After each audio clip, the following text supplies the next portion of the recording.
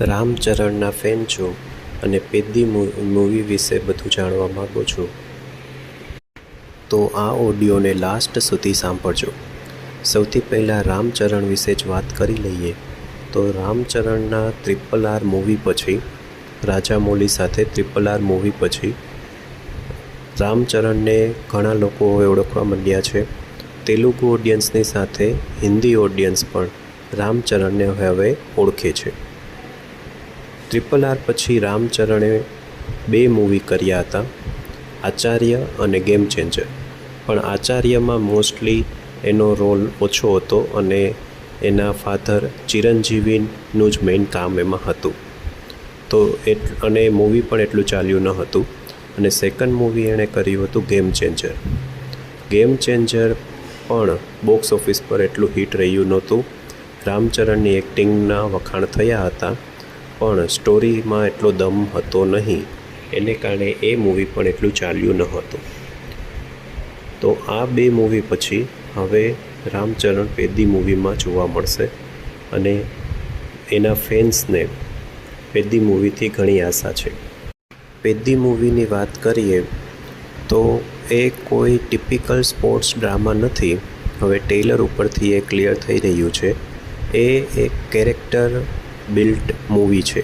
જેમ કે પુષ્પા હતું એ રીતે પેદ્દી કેરેક્ટર, પેદ્દી માણસની સ્ટોરી એમાં દર્શાવવામાં આવેલી છે. પુષ્પા મૂવીની જેમ જ પુષ્પા મૂવીમાં જે રીતે અલ્લુ અર્જુને પોતાના ખભા ઉપર આખું મૂવી ઉપાડેલ, એ રીતે પેદ્દીનું ટ્રેલર જોતાં લાગે છે કે રામચરણનું કામ જ આમાં મેઇન રહેશે. બાકીના કેરેક્ટર એ સ્ટોરીને આગળ વધારશે પણ રામચરણે જ મુખ્ય પાત્ર ભજવવાનું છે. એણે જ મૂવીને હિટ અથવા ફ્લોપ કરવાનું રહેશે. પેદ્દી મૂવીને શરૂઆતમાં RC16 એટલે કે રામચરણ, RC ફોર રામચરણનું 16 નંબરનું મૂવી કહેવામાં આવ્યું હતું. RC16 એનું ટાઇટલ હતું. બાદમાં એ બદલીને પેદ્દી નામ આપવામાં આવ્યું.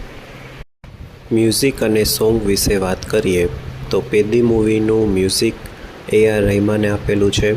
કમ્પોઝડ પણ AR રહેમાનનું કરેલું છે. 2 સોંગ એના આવેલા છે, ચિકરી ચિકરી અને રઈ રઈ રારા. બંને સોંગ હિટ છે. ચિકરી ચિકરી તો ઘણું ફેમસ થયું છે સોંગ. એ સોંગ મોહિત ચૌહાણે ગાયેલું છે અને રઈ રઈ રારા સોંગ AR રહેમાનનું ગાયેલું છે અને એના લિરિક્સ અનંથા શ્રીરામના છે.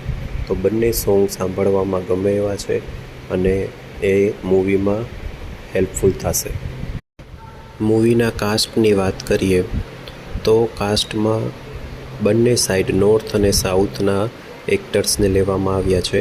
માત્ર સાઉથના એક્ટર્સ નથી, જેથી આ મૂવી માત્ર સાઉથ ઇન્ડિયાનું, તેલુગુ ઇન્ડસ્ટ્રીનું મૂવી ન લાગે પણ પાન ઇન્ડિયા મૂવી બની શકે. નોર્થ સાઈડથી કહીએ તો જાહ્નવી કપૂર એક્ટ્રેસમાં મેઇન લીડિંગ રોલમાં છે. એની સાથે રામચરણની કેમિસ્ટ્રી કેવી રહેશે એ જોવાનું રહેશે. એ ઉપરાંત દિવ્યેન્દુ અને બોમન ઈરાની પણ હિન્દી નોર્થ સાઈડ એક્ટર લેવામાં આવ્યા છે. દિવ્યેન્દુનું ટ્રેલર ઉપરથી લાગે છે કે નેગેટિવ રોલમાં હશે, જે રામચરણની સ્પોર્ટ કેરિયરમાં અડચણ ઊભી કરશે, એને રોકવાની ટ્રાય કરશે. એક વિલનનો રોલ એ ભજવી શકે છે, સાઈડ વિલન જેવું કામ કરી શકે છે. બોમન ઈરાનીનું કામ પણ સારું લાગી રહ્યું છે. જાહ્નવી કપૂર માત્ર ગ્લેમર પાથરવા માટે આવશે એવું લાગે છે. દેવડુ મૂવીની જેમ એ માત્ર ગ્લેમરના રોલમાં રહેશે, સોંગમાં આવશે એવું લાગી રહ્યું છે. એનો લુક પણ સેમ ટુ સેમ એ મૂવી જેવો જ લાગી રહ્યો છે. એ ઉપરાંત સાઉથના બી ઘણા સારા એક્ટર એમાં આ મૂવીમાં જોવા મળશે. જેમ કે શિવા રાજકુમાર વિલનના રોલમાં હોઈ શકે. વિજય સેતુપતિનો રોલ બી કન્ફર્મ કરવામાં આવ્યો છે.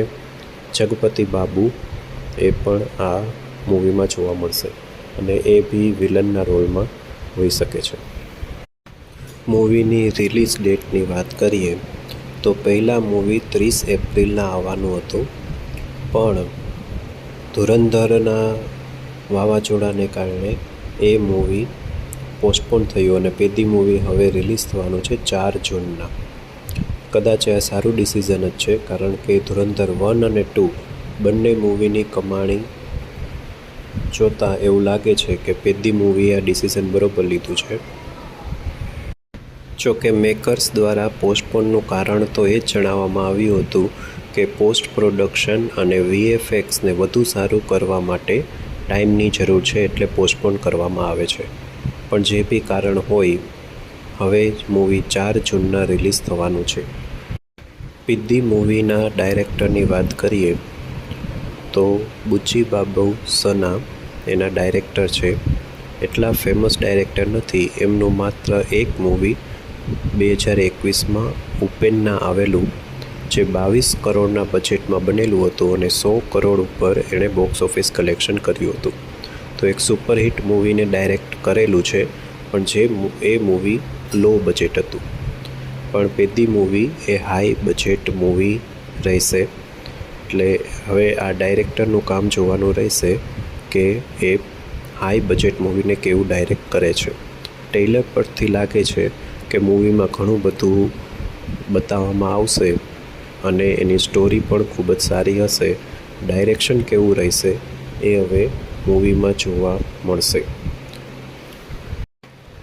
મતલબ કે નાના ટેલેન્ટેડ ડાયરેક્ટરને જો મોટું બજેટ આપવામાં આવે તો કદાચ એ કોઈ કમાલ પણ બતાવી શકે. એ હવે જોવાનું રહેશે આ મૂવીમાં. ટ્રેલર પરથી જેટલું જાણવા મળે છે એ પરથી સ્ટોરીની વાત કરીએ તો એ તો ક્લિયર ખ્યાલ આવે છે કે આ કોઈ ટિપિકલ સ્પોર્ટ્સ ડ્રામા નથી, પણ સ્પોર્ટ્સ કેરિયરની સાથે એમાં એ કેરેક્ટરને પણ બતાવવામાં આવશે કે જે સ્પોર્ટ્સનો ઉપયોગ કરી અને પોતાની કોમ્યુનિટીને યુનાઇટ કરશે અને પાવરફુલ લોકોની સામે એ ઊભો થશે અને પોતાના લોકોની પ્રાઇડ માટે લડશે. 1980ના એરામાં એ ટાઈમ પીરિયડમાં આ મૂવી બનાવવામાં આવ્યું છે અને આંધ્રપ્રદેશના એક રૂરલ એરિયા, એક ગામને આ મૂવીમાં બતાવવામાં આવશે. મૂવીના બજેટની વાત કરીએ તો 300 કરોડ આ મૂવીનું બજેટ છે, એટલે કે આટલા હાઈ બજેટમાં આ મૂવી બનાવવામાં આવ્યું છે. મૂવીના લેંગ્વેજની વાત કરીએ તો આ મૂવી ઓરિજિનલી તેલુગુ લેંગ્વેજનું મૂવી છે. એ ઉપરાંત એ તમિલ, કન્નડ, મલયાલમ અને હિન્દીમાં પણ રિલીઝ કરવામાં આવશે. મૂવીનું શૂટિંગ 22 નવેમ્બર 2024ના મૈસૂરમાં સ્ટાર્ટ કરવામાં આવ્યું હતું. એ ઉપરાંત મૂવી હૈદરાબાદ, કોલંબો, કન્યાકુમારી અને પૂનામાં શૂટ કરવામાં આવ્યું છે. નવેમ્બર 2025માં આ મૂવીનું શૂટિંગ કમ્પ્લીટ થયું હતું.